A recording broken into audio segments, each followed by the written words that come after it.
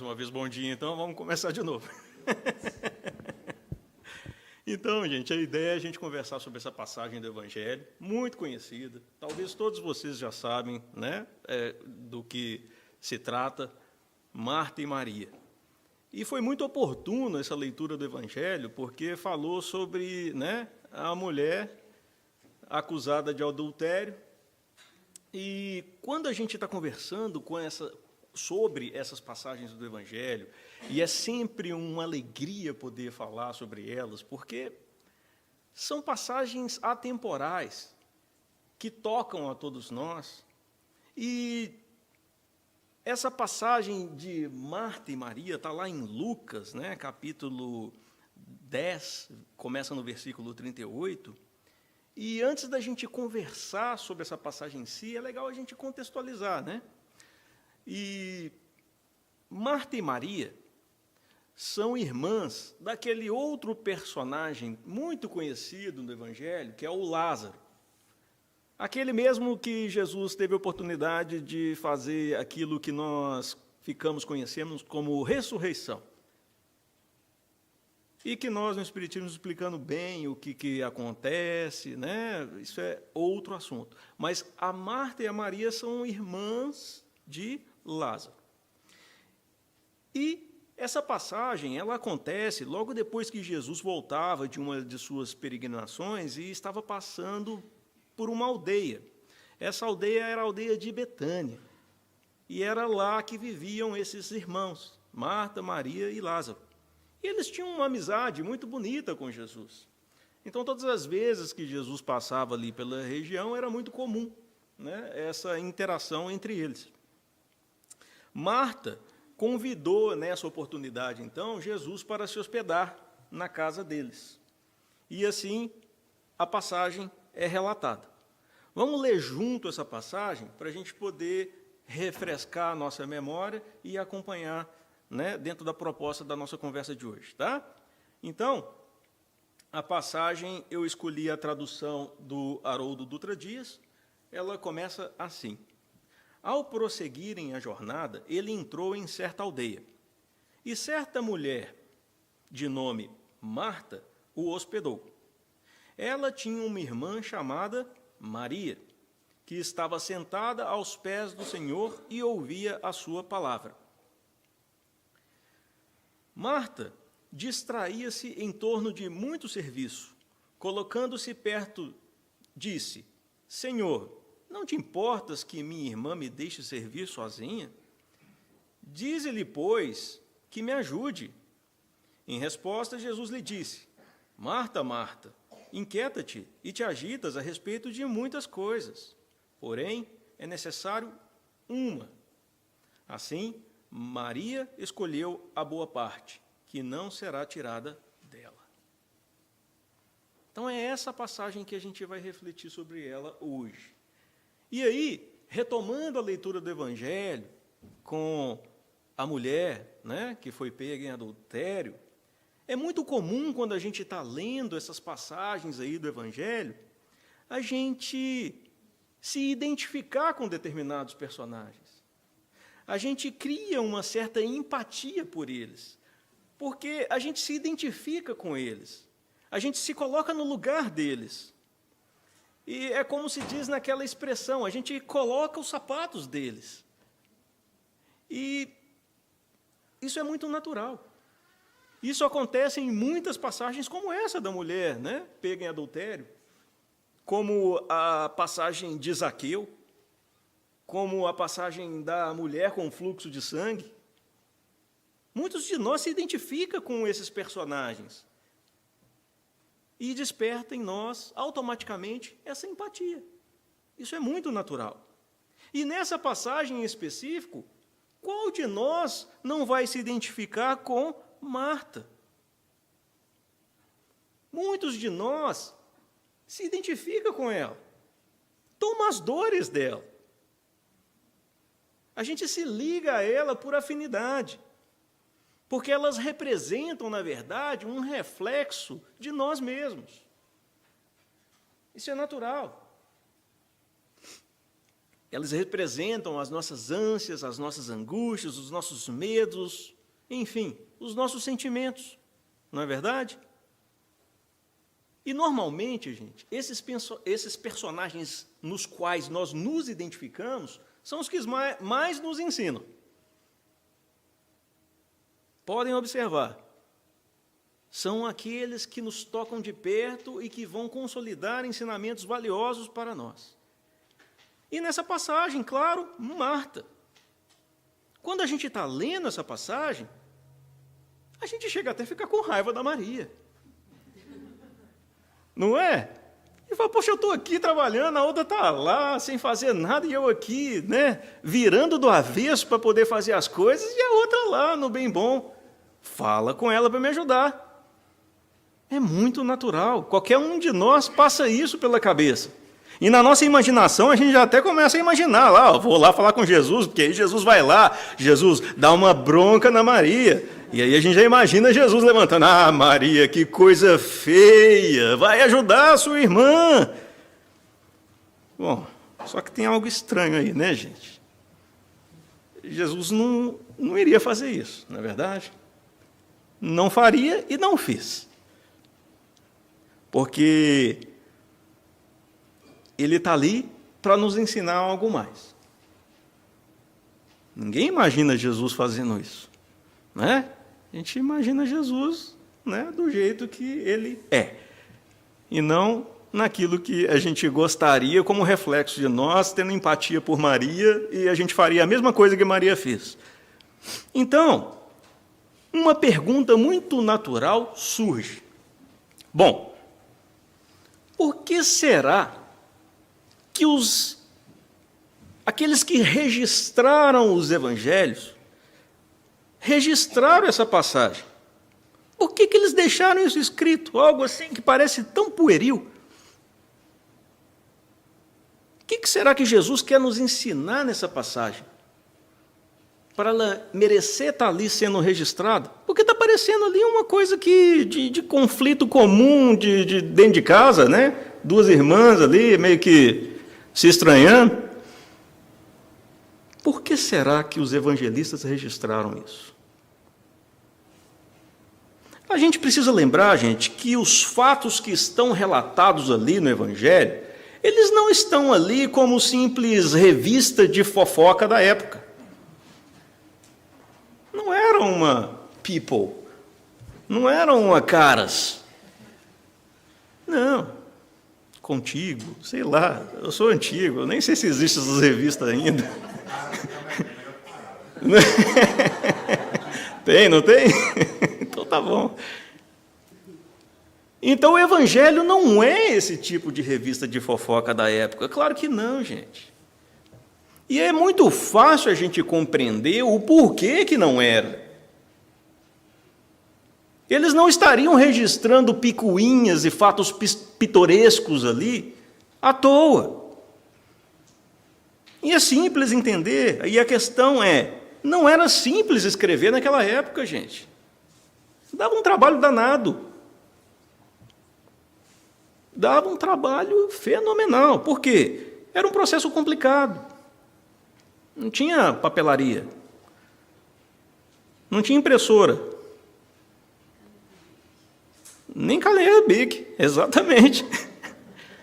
Então imagina, para você escrever lá, tinha que ser ou papiro ou pergaminho. Papiro era complicado, que era resíduo vegetal, dava um trabalho danado, e o povo lá no meio do deserto, o negócio que eles mais usavam lá era pergaminho, que era feito com pele de cordeiro. Mas mesmo assim dava trabalho. Tinha que sacrificar o bichinho, arrancar a pele, botar para secar, esticar, lixar.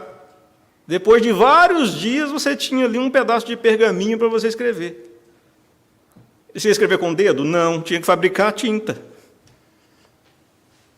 E aí outro processo, juntar ali os pigmentos e tal, para poder fazer a tinta e tal.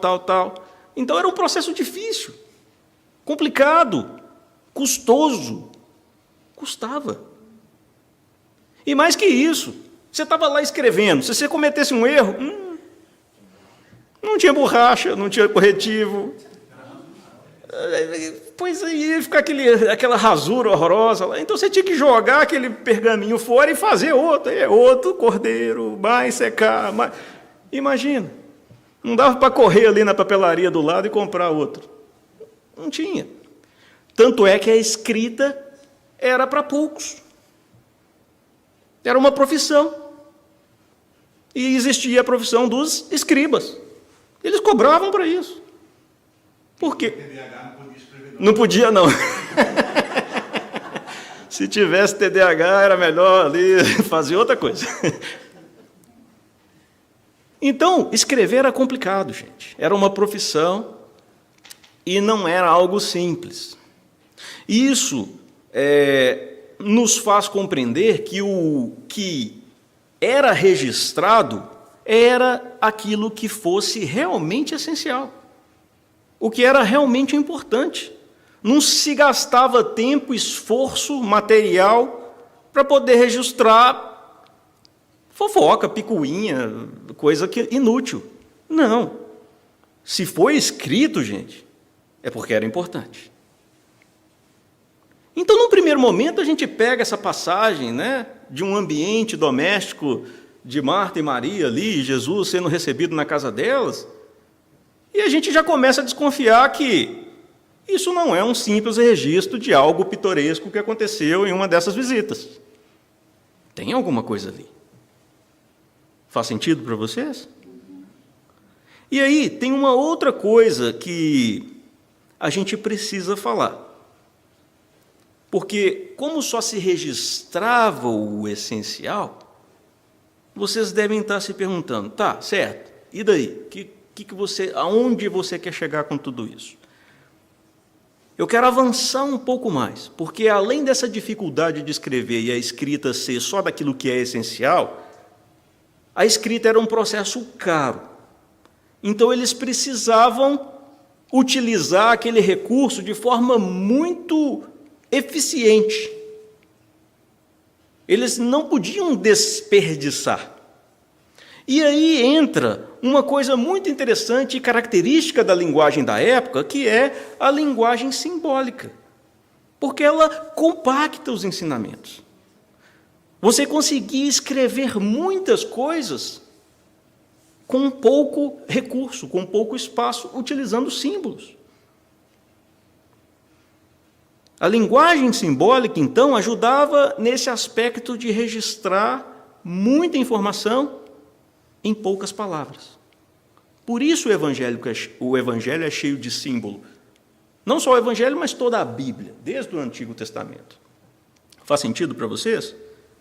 Porque os símbolos vão compactar, condensar ensinamentos dentro deles. Se a gente puder fazer uma analogia, quem é da área de informática, quem gosta aí de computadores, os símbolos são como se fossem aqueles arquivos zipados.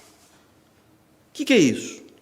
Quando a gente precisa transferir um arquivo de uma pessoa para outra, às vezes o arquivo está muito grande. E aí demora para transferir e tudo mais. Então, existe um recurso que é compactar esse arquivo. Na linguagem popular da informática, a gente fala, vamos zipar o arquivo, que é um dos formatos mais populares que existe para condensar a informação.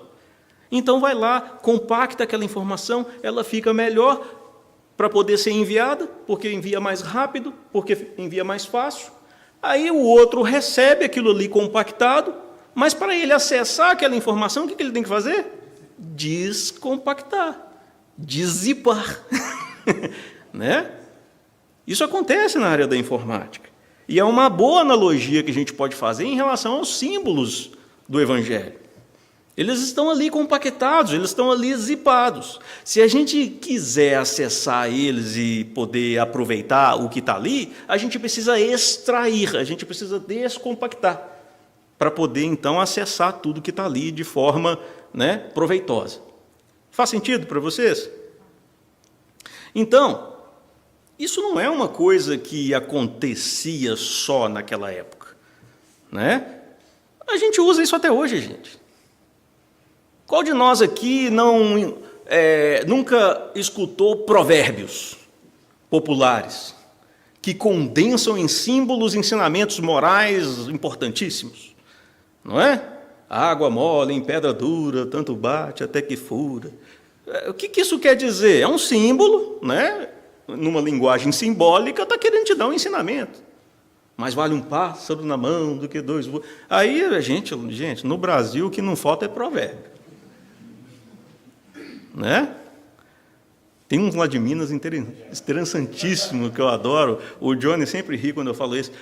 Cachorro mordido de cobra tem medo de linguiça.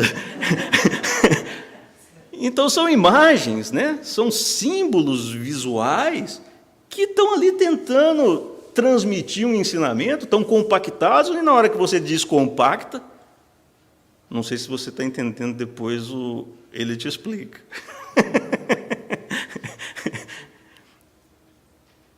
Você consegue perceber que existe uma riqueza de ensinamentos ali. Então, a gente precisa o quê quando está lendo o Evangelho? A gente precisa entender que é necessário que a gente aprenda a pescar esses símbolos, para poder, então, abrir eles e acessar o que eles têm para nos oferecer. Entende? Tá. Então, a pergunta que a gente vai fazer agora é: o que a gente pode aprender nessa passagem? O que está escondido aí? O que a gente vai pescar aí? E aí, eu vou pedir a ajuda para um estudioso espírita muito conhecido, tá? Eu vou pegar aqui a referência de Martins Peralva, no livro Estudando o Evangelho. Lá no capítulo 56, ele vai dar uma dica preciosíssima para a gente. Há na existência humana, na existência de toda criatura, duas partes. A material, representada pelas obrigações que a própria vida impõe, e a espiritual, representada pelos deveres relacionados com a alma eterna. Ambas são respeitáveis, porque integram um conjunto de necessidades humanas decorrentes da própria vida em sociedade. Ok. O que será que a gente pode entender disso, gente? Martins Peralva está querendo falar, sugerir para a gente que Marta e Maria, na verdade, são dois símbolos que representam o quê? Representam duas porções dentro de cada um de nós. Marta, relacionada à matéria, Maria, relacionada ao espírito. Ok? Todo mundo acompanhando até agora? Ok. Nós poderíamos dizer também que Marta representa atividade e ação. Ok? Enquanto Maria representa inspiração e contemplação. Por quê? Vale lembrar que Marta é aquela que toma a iniciativa para convidar Jesus para se hospedar na casa deles. Ela é ação, ela é atividade, ela é iniciativa. Faz sentido? E aqui, né, a gente já tem um símbolo valioso para a gente explorar. Vamos pensar, gente, trazendo para nós. Quando a vida está difícil, quando a gente se depara com uma situação complicada, nós que já temos aí esse carinho por Jesus, temos a nossa fé, não é exatamente isso que a gente faz quando as aflições nos chegam? A gente chama Jesus, a gente chama a espiritualidade, chama Bezerra de Menezes, André Luiz, companhia, todo mundo. A gente chama. A gente deseja que Jesus se hospede conosco. A gente tem essa iniciativa, é o nosso lado Marta. Todos nós o temos. Mas e a porção Maria? Maria é aquela nossa porção, é aquela que se coloca na postura de escuta, né? Enquanto Marta tem ali a iniciativa, Maria se coloca na postura de abertura. Ela se coloca na postura de recepção. Porque muitas vezes a gente chama Jesus, gente. Muitas vezes nós chamamos os espíritos amigos, todo mundo que a gente conhece. E eles vêm, eles querem nos ajudar. Mas a gente não dá abertura. A gente não se abre. A gente não se coloca na postura de passividade para receber. A gente não escuta. Entende? A gente precisa acionar o lado Marta para ter essa iniciativa de pedir, de ter o auxílio, mas a gente precisa da porção Maria para ter a sensibilidade, a abertura para poder receber o auxílio. Porque ele não falta, ele vem. Quem conhece a história de André Luiz lembra. Quando ele estava lá no umbral, o que não faltava para ele era a visita de espíritos amigos e elevadíssimos, como a mãe dele, Clarencio. O que faltava para ele? A abertura. Foi quando a porção Maria dele se abriu, ele viu Clarencio e pôde ser resgatado. E eles já estavam com ele ali, tentando esse resgate há muito tempo. Estão entendendo o que eu estou querendo dizer? Então, essa passagem que aparentemente parece um confronto caseiro entre duas irmãs, na verdade, a gente vai descompactando esses símbolos e o horizonte vai se ampliando. A gente vai perceber que, na verdade, a gente está lidando com um combate não familiar, mas um combate interno dentro de nós mesmos, com essas duas porções que cada um de nós tem. E tudo isso para chegar na lição de Jesus, porque qual que é a proposta dele? A proposta de Jesus é a lição do equilíbrio. É isso que ele está querendo ensinar. O desafio aqui é exatamente a gente tentar equilibrar essas duas porções que existem dentro de cada um de nós, Marta e Maria. Porque nenhuma é mais importante do que a outra. Se Marta não tivesse chamado Jesus para se hospedar, nada disso teria acontecido. E se Maria não tivesse colocado ali à disposição receptiva, aberta para receber os ensinamentos de Jesus, também nada disso teria acontecido. E essa passagem não teria sido escrita. As duas são importantes. E Jesus aproveitou a ocasião exata para ensinar esse equilíbrio. Entende? Está fazendo sentido, gente? Então, talvez o maior desafio proposto por essa lição de Marta e Maria seja o desafio que nos convida a ter mãos de Marta e coração de Maria. Coloquei num símbolo aí para a gente poder entender. Então, eu quero fazer um convite, gente. Vamos expandir um pouco mais a nossa visão em relação a esse tema? Porque eu acho que vocês já entenderam muito do símbolo. Mas será que não dá para expandir isso mais? Porque, afinal, esse símbolo, ele é muito mais profundo e complexo do que a gente imagina. Ele pode se aplicar a muitas outras coisas. Talvez Marta e Maria não simbolizem apenas forças que existem dentro de nós mesmos e que precisam trabalhar juntas. Podem se referir também a forças que trabalham em conjunto e em harmonia no universo, gente. Então, nós estamos falando aqui que é notável perceber, quando a gente começa a estudar no Espiritismo, a beleza, a perfeição, a inteligência suprema de nosso Pai, que cria leis que muitas vezes trabalham em harmonia e em conjunto, e que também podem ser simbolizadas por esse aspecto Marta e Maria. É fácil da gente entender isso quando a gente está falando de lei do trabalho e lei de conservação. Dentro da lei de conservação existe a lei do repouso, que todos nós adoramos, claro. Mas existe a lei do trabalho, né, gente? Não pode ser só a lei do repouso, assim como também não pode ser só a lei do trabalho. São duas leis que trabalham em harmonia e precisam estar equilibradas dentro do processo de desenvolvimento de cada um de nós. Entende? Leis universais, que são reflexo desse simbolismo Marta e Maria. Tem outras, por exemplo, a lei do progresso e a lei de destruição.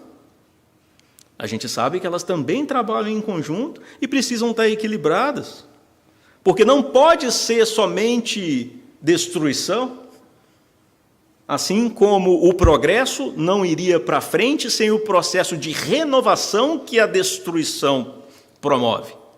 E quando a gente fala de lei de destruição, o nome é um pouco assustador, né? Porque a gente pensa em aniquilação. Para os que gostam da Marvel, eu não estou falando não estou falando dessa série de comic books, não. Estou falando aniquilação como se fosse uma destruição completa. Tá? Isso não existe. Quando a gente fala em lei de destruição, nós estamos falando de renovação e não uma aniquilação completa das coisas. A lei de destruição existe para abrir novos espaços, para criar novos horizontes, para que a lei de progresso tenha espaço para construir o novo, sem desrespeitar as bases que já existem, apenas destruindo e renovando aquilo que precisa ser reformado. Ok? Quem quiser entender mais sobre isso, nós temos os cursos da casa, não poderia deixar de fazer o jabá. Tá? A gente vai entender em detalhes como funcionam essas leis, principalmente quando a gente estiver lá estudando a Gênesis no D5. Não é? Tem gente aí já que está promissor para poder fazer a Gênesis e deixar a gente aposentar aí um pouco, né, Johnny? Novos instrutores, por favor, todo mundo tem um medo da Gênesis. A Gênesis é linda, gente. Vamos lá. Então, são leis que também trabalham em conjunto e precisam desse equilíbrio, e que também reflete esse simbolismo de Marta e Maria. Tá? Mas aí, vocês podem estar se perguntando, o que isso tem a ver com a minha vida, gente? Né? Você está falando de lei universal aí, essas coisas filosóficas e tal. Vamos trazer para a nossa vida, né? Porque eu já entendi isso tudo aí, mas e daí? Vamos lá, vamos chegar lá. Primeiro vamos entender algumas coisinhas, tá? Vamos analisar os estados emocionais, os estados que se encontravam Marta e Maria nessa passagem, tá? Vamos pegar aqui, ó, Marta. Como Marta estava de acordo com a passagem? Como é descrito o estado de Marta nessa passagem? A gente percebe que lá ela estava o quê? Distraída, inquieta, agitada. São essas as palavras usadas para descrever Marta nessa passagem. E Maria? Como é que estava Maria? Maria estava ali aos pés de Jesus, ouvindo Jesus. Uau! A gente percebe que tem uma diferença aí, não tem? Tem uma certa diferença aí em termos de peso, não é? Se a gente pudesse colocar na balança, parece que a coisa está um pouco pesada para o lado da Marta, não é? Está ali distraída, inquieta, agitada, está ali com aquela atividade toda, aquela ação toda característica de Marta. E Maria está ali, um lado mais leve, né? Representando o que ela representa ali, a inspiração, a contemplação. Não é essa a impressão que a gente tem, gente? Todo mundo concorda até aqui? Então tá. O que Jesus vai falar com Marta, percebendo esse estado de desequilíbrio, né? O que Jesus vai falar com ela? Vai falar assim: Marta, Marta, inquietas-se e te agitas a respeito de muitas coisas, porém, é necessário apenas uma. Então, todo esse estado de agitação, de inquietação, estava provocando o quê, né, Marta? Estava provocando nela ansiedade, estava provocando nela aflição, estava fazendo com que ela perdesse o foco daquilo que era o mais importante. Ela estava esquecendo do principal. E é por isso que a gente olha para Marta e ela está cansada, afadigada. Olha o que esse desequilíbrio gera em Marta. Quem está se sentindo como Marta aqui hoje? Por que será que a gente está se sentindo como Marta? Por que a gente se identifica tanto com Marta? Essa é a proposta, essa é a pergunta da gente se fazer hoje. A gente se identifica com a Marta. Estamos todos nós ansiosos, aflitos. A gente acaba perdendo o foco, esquecendo do principal, né? E se a gente quer responder essas perguntas, gente, com sinceridade, a gente precisa responder 2 perguntas. Segura a orelha aí, tá, gente? Já vem pedrada. Para responder essas perguntas é complicado. A primeira delas, gente, o que é essencial? O que é essencial em nossa vida? Porque Jesus fala, porém, é necessário somente uma coisa. Então, ele está pedindo para a gente o quê? Foco. Foco no que é essencial. Então, o que é essencial nas nossas vidas, gente? E não tem jeito de responder essa pergunta, porque ela traz, junto dela, outra. Tão difícil quanto que nós estamos fazendo do nosso tempo. Será que nós temos dedicado a parcela justa de tempo ao que é essencial? É importante a gente refletir sobre isso. E para a gente tentar compreender bem essa ideia, gente, eu vou tentar trazer uma experiência que talvez vocês já conheçam, mas vai ilustrar bem o que a gente quer dizer. Tá? Vamos fazer essa experiência junto. Vamos imaginar o seguinte. Esse pote vazio aí, ó, é a nossa encarnação. Ok? A gente tem uma missão. A gente tem que encher esse pote. E o ideal é que a gente encha esse pote sem deixar espaço vazio. E nos serão oferecidos pedras de diferentes tamanhos. Pedras grandes, pedras menores e até areia, que é pedra moída, né?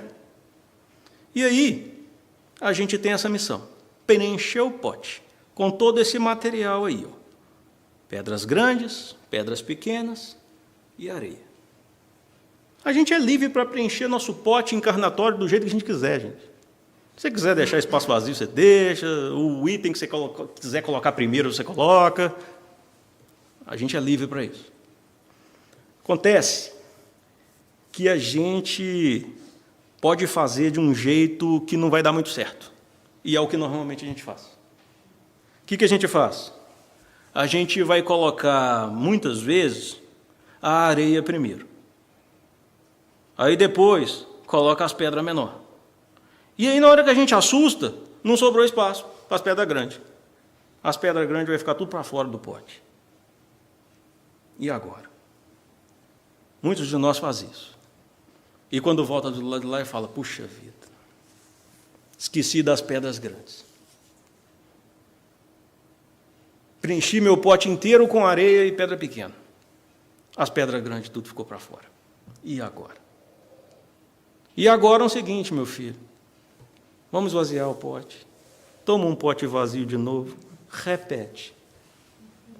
Tenta de novo. É assim que funciona. Por quê? Porque o correto... E olha que a gente já tem um manual, gente. Deus é tão bom que já dá o manual para a gente, mas a gente fala, não quero o manual, não, eu vou tentar aqui primeiro. Sabe quando você recebe o negócio lá da Amazon, aí você fica com preguiça de ler o manual, fala, não, vou montar esse negócio aqui. Aí chega no final e fala, isso, mas sobrou esse parafuso. Aí você vai ter que olhar o manual para saber de onde sobrou o parafuso. Ah, meu Deus do céu, é a mesma coisa.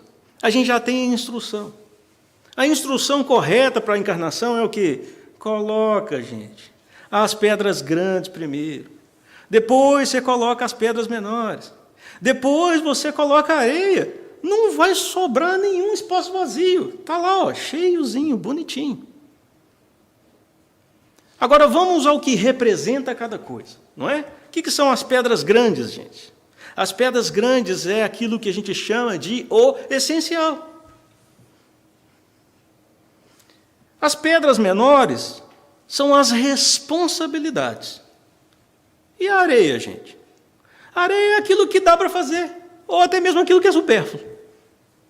Entende?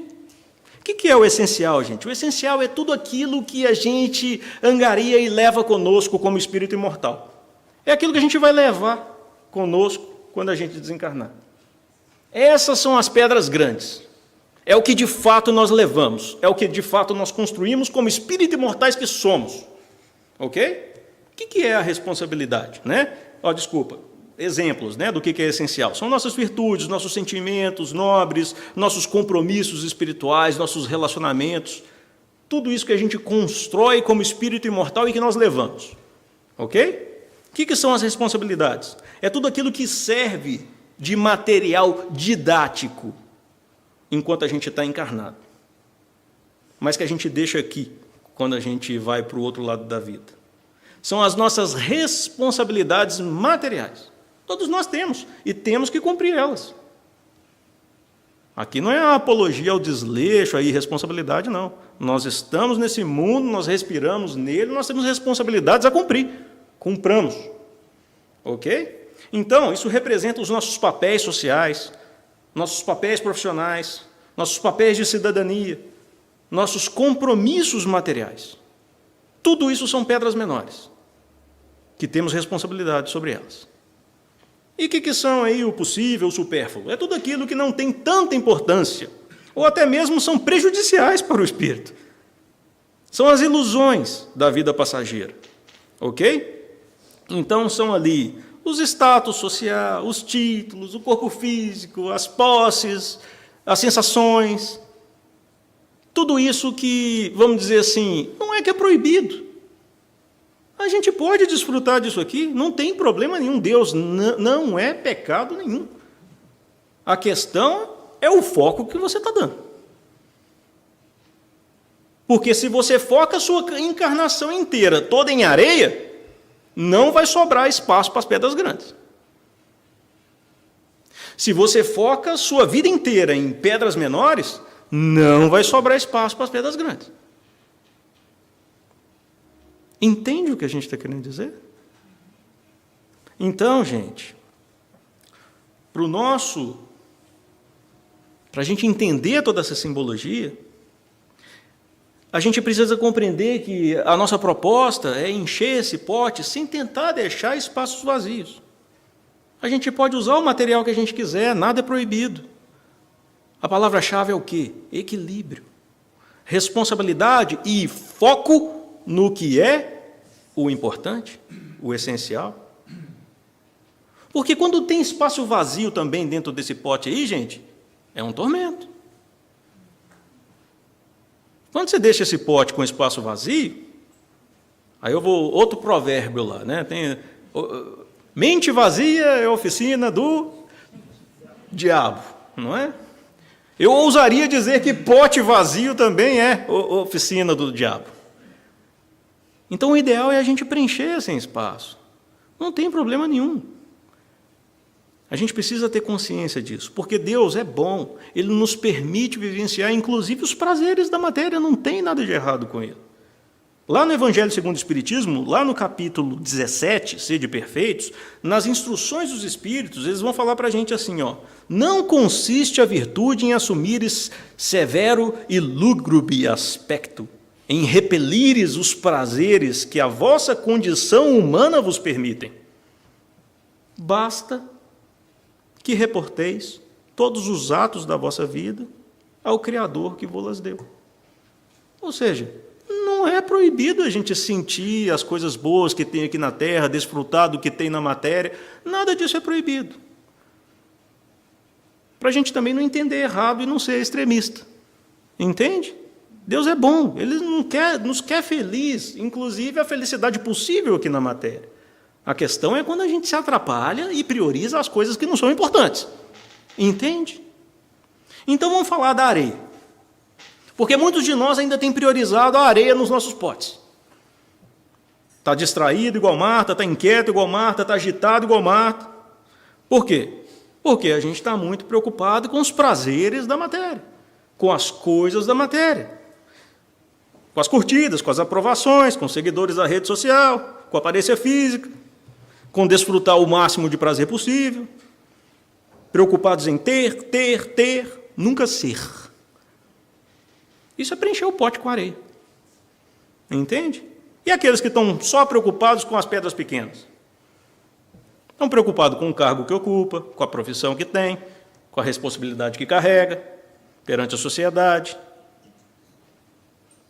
perante a empresa, perante o templo religioso. Ou seja, não se desapegam dos cargos, dos títulos, da personalidade que criou aqui na Terra. Você pergunta para a pessoa, quem você é? Sou juiz, sou médico, sou não sei o quê, sou CEO, blá, blá, blá, blá. Aqui é engraçado, né? Porque aqui nos Estados Unidos todo mundo tem um nome bonito no crachá, né? Sou gerente de não sei o quê, de não sei o quê. Um nome lindo. Às vezes o cara, sei lá, é o faxineiro, ele está lá, gerente de manutenção de não sei das quantas, e cria um nome lindo para aquilo ali. Gente, vaidade pura. Entende? E às vezes a gente se perde por isso. André Luiz chegou lá em nosso lar. Quero um emprego. Eu sou médico. Cara, o que foi? Sumiu. Eu desliguei?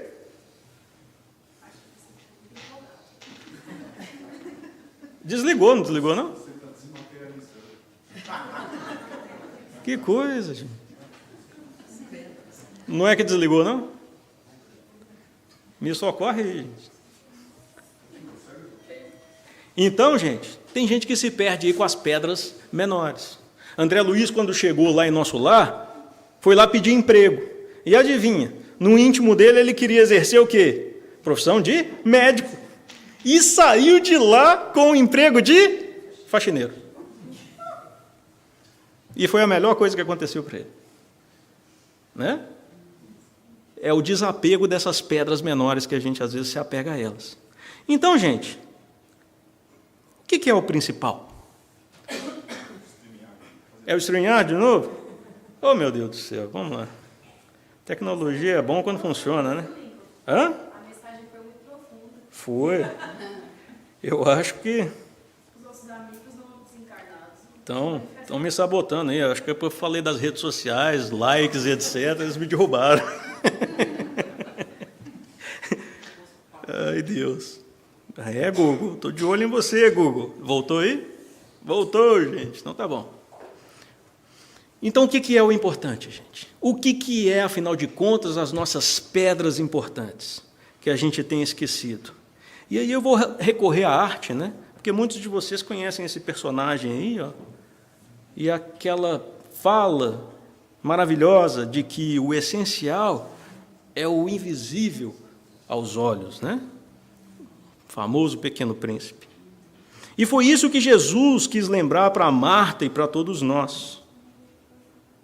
Virtudes, bons sentimentos, laços de afetos, estes são os nossos grandes tesouros, aqueles que a traça nem a ferrugem vão poder tocar. Então, gente, as perguntas que a gente deve se fazer hoje e que nos incomodam são: gente, põe a mão na consciência, como é que estão os nossos filhos? O que nós temos feito dos nossos filhos? Temos gastado mais tempo, o celular é mais nosso filho do que nossos filhos. As séries de TV são mais filhos do que nossos filhos. Nós dedicamos mais atenção a essas distrações do que aos nossos próprios filhos. O mundo está precisando de pai e mãe, gente. Eu não canso de falar isso. Se a gente quer mudar o mundo, se a gente está na esperança de que a próxima geração seja melhor do que a nossa, nós precisamos dar as condições para esses pequenos para que eles desempenhem esse papel. Sendo pais responsáveis, precisamos atentar a isso. É nossa responsabilidade. Ninguém é obrigado a ser pai, mas a partir do momento que a gente é pai e mãe, torna-se a maior responsabilidade do indivíduo encarnado, isso não são palavras minhas, está no Livro dos Espíritos, conforme cada um de vocês pode checar. O que nós temos feito dos nossos idosos, gente? Porque ser velho hoje virou pecado. As pessoas têm medo de falar a própria idade. A gente sucateia o velho como se ele não tivesse importância. Esquecidos de que eles foram aqueles primeiros que seguraram a escada para que nós estivéssemos aqui hoje. A gente precisa valorizar o que veio antes de nós, gente. A gente precisa respeitá-los. E não simplesmente excluí-los do processo. Entende? O que nós temos feito dos nossos relacionamentos, dos nossos queridos, dos nossos companheiros? Quantos vivem em solidão a dois, correndo um do outro em casas enormes, onde vivem duas pessoas? A humanidade nunca esteve tão carente. E por causa dessa carência e desse vazio aí no pote, tanta coisa complicada. Depressão, drogadição e por aí vai. Eu não preciso apontar. O que a gente tem feito dos nossos relacionamentos? O que a gente tem feito da nossa família, gente? Basta sair nos restaurantes para a gente ver todo mundo no celular e ninguém interage um com o outro. É para pensar, essas perguntas incomodam. Entende? O que a gente tem feito do nosso tempo, gente? Todo mundo reclama que não tem tempo. E é um paradoxo, porque a vida hoje nunca foi tão fácil. Hoje a gente tem máquina de lavar, máquina de secar, dishwasher, carro, e a gente não tem tempo. O que a gente está fazendo com o nosso tempo? André Luiz fala uma coisa dura para a gente. O tempo que o malfeitor gasta para agir em oposição à lei, é igual ao tempo que o santo despendeu para trabalhar sublimando a vida. André Luiz às vezes dá uns cruzados de direita na boca do estômago, né? O malfeitor tem o mesmo tempo que o santo. Todos nós temos 24 horas. O que a gente está fazendo no nosso tempo? Essa é a pergunta, né? Então, gente, a questão é: como que a gente pode ajudar esse nosso lado Marta nesse desequilíbrio que a gente sente como ela? Como que a gente corrige esse desequilíbrio? E aí a gente lembra que uma coisa só é necessária. O que, gente? As pedras grandes. A gente precisa lembrar das pedras grandes. E lembrar que Jesus não nos cansa de alertar: buscai em primeiro lugar o reino de Deus e sua justiça, e todas essas coisas vos serão dadas em acréscimo. Então, gente, a proposta é a gente ouvir aos pés de Jesus, fortalecer o nosso lado Maria, ter mãos de Marta, coração de Maria, porque aí a gente vai conseguir equilibrar essa balança, harmonizar esses dois aspectos interiores que cada um de nós tem dentro de si. Mas aqui eu quero ter um parênteses de cuidado, porque também existe o desequilíbrio para o outro lado. E a gente também não pode gangorrar nessa balança. Então, quando a gente lê ali: buscai primeiro o reino de Deus, a gente tem que prestar atenção na palavra primeiro, porque não diz respeito a buscai exclusivamente o reino de Deus e esquece o resto. Jesus não falou isso. Ele falou: buscai primeiro, dê prioridade às pedras grandes, mas não se esqueça das pedras menores e até da areia. Ele não falou: busque somente as pedras grandes e esquece o resto. Ele não falou isso, porque senão a gente cai do outro lado da balança e a gente gera outro tipo de desequilíbrio. Tá? A gente precisa entender que a proposta de Jesus é: ajuda-te, que o céu te ajudará. Porque Deus quer nos assistir, mas com a condição de que nós façamos a nossa parte. Façamos aquilo que é necessário. Ou seja, a nossa porção Marta tem que tomar a iniciativa de chamar por essa ajuda, para receber esse auxílio, mas nós precisamos também da porção Maria para estar aberto a receber. É o famoso dai a César o que é de César e a Deus o que é de Deus. Faz sentido? Então, que a gente possa buscar, né, essas nossas coisas do Espírito, para que a gente possa encontrar este equilíbrio na nossa encarnação e que a gente possa preencher os nossos potes de forma correta, porque a instrução a gente já sabe. E aí a gente pode sair dessa encarnação se sentindo mais preenchido, com uma sensação de vitória. Aproveitei a minha encarnação e não desperdicei ela. Tá? Então, gente, se todo mundo entendeu até aqui, ou se você, de repente, até agora só dormiu e acordou agora que está acabando, não se preocupe. Se você esquecer tudo que foi falado aqui agora, lembra só de uma coisa. Quando te falarem de Marta e Maria, você pensa em uma coisa só: equilíbrio. Equilíbrio é a palavra-chave desse ensinamento. E como eu não quero subestimar a inteligência de vocês, eu quero deixar um cliffhanger, uma pontinha solta, para vocês levarem para casa para refletir. Porque esses símbolos são muito mais profundos do que aparentemente são. Vocês acham que a gente esgotou a passagem?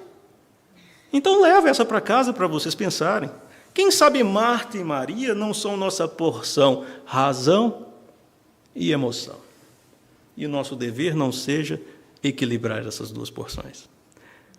Então, dever de casa para todo mundo, pensem nisso. Vamos encerrar porque o tempo já acabou. Obrigado pela atenção de todos. Vamos fazer a nossa prece.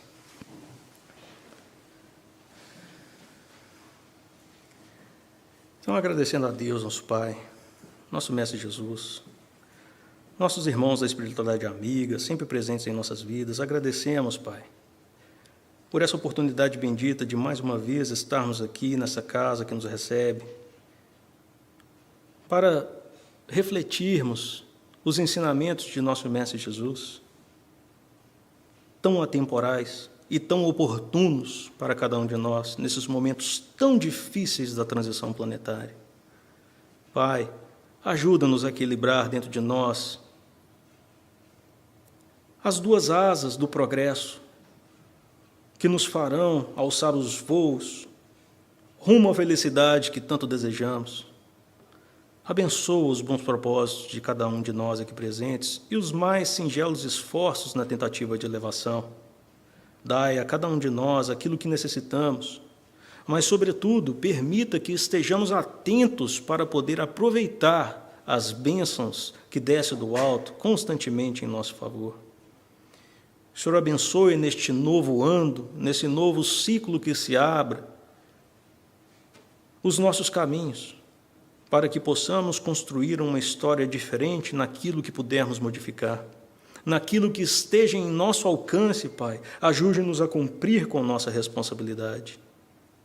E como sempre, Senhor, somente temos o que agradecer por todas as suas bênçãos, por todo o seu amor, por todo o seu cuidado para com cada um de nós. Muito obrigado, e que assim seja.